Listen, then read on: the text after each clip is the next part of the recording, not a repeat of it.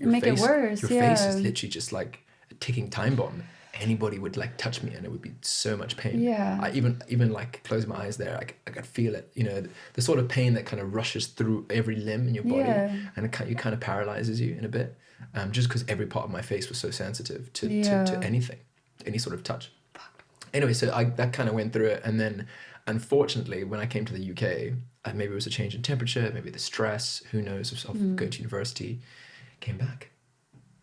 It came back. Damn, after taking all that after as well. all those years, after, you know, not that but my routine like still stress as well. Weird correlation. Yeah, that's what I mean. Is like maybe it was like, because obviously being a teenager, like in the beginning stage of being a teenager, obviously hormones and stuff like that will change, and that could be a huge factor. But like from moving and then it coming back, surely that's like correlation with stress too. I mean, it could be anything. I'm not a fucking doctor. It could also be environment, because so what is Africa like? Is it quite very dusty? Is it dusty, so humid, hot, so there you go, sunny. hot and humid and sunny, and then you moved from. Then I find that odd that you went from, you know, from Zambia you traveled to France, and France would have been colder, less humid, completely different sort of environment, and I wonder whether that triggered.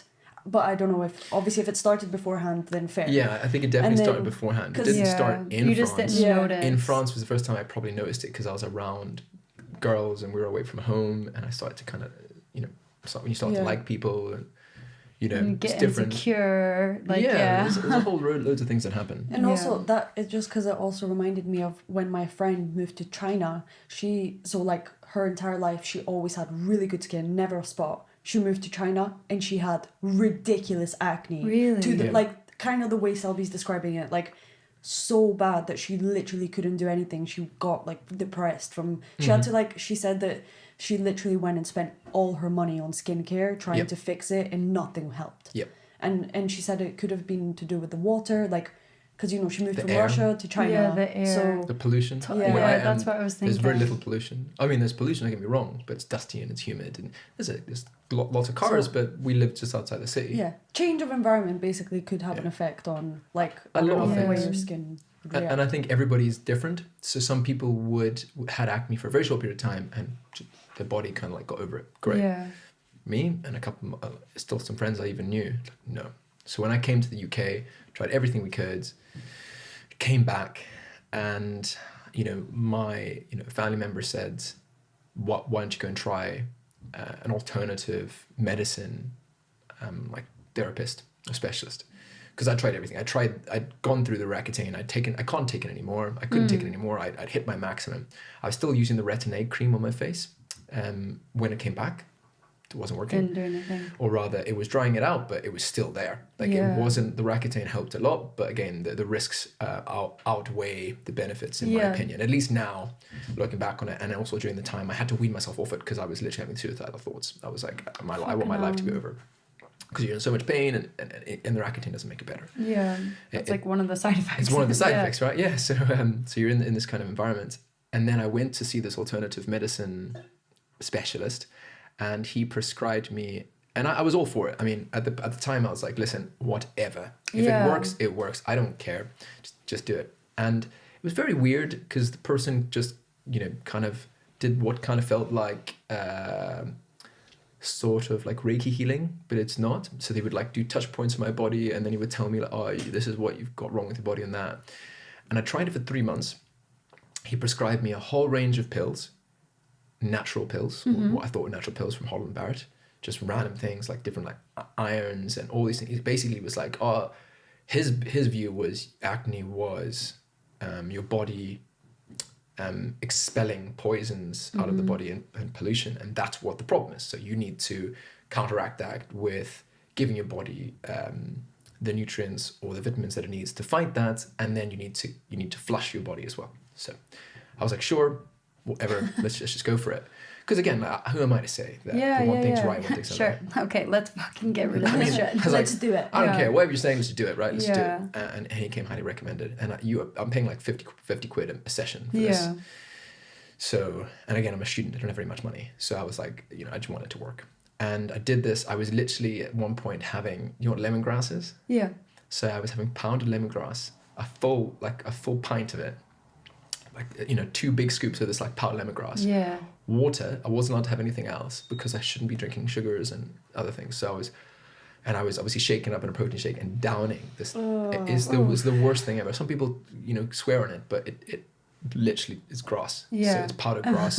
It is literally. It's literally grass. It is disgusting. It's not. I mean, maybe you have like a scoop in your Yeah, but smoothie you're or having something. to like. But I was downing overload, yeah. like a protein Shit. shake worth. What happened? And it was just disgusting, and it wasn't helping. It wasn't helping at all. And there was I remember where I went back to him and I said, listen, it's not working. It's been 3 months. It's not working. Bro, no way. I'm paying all this money, not just on your sessions, but I'm also spending like hundreds of pounds a month on all these vitamins and these things, and I'm doing everything. And eventually, what happened was I said, listen, I'm done. I'm just done. I don't care anymore. I don't care. If my face is going to look like it's the rest of my life, that's fine. I'm going to be an engineer. I'm going to focus on my mind. I just don't care about this anymore. Yeah. I'm done. I don't have any time for this. I want to live my life. Yeah.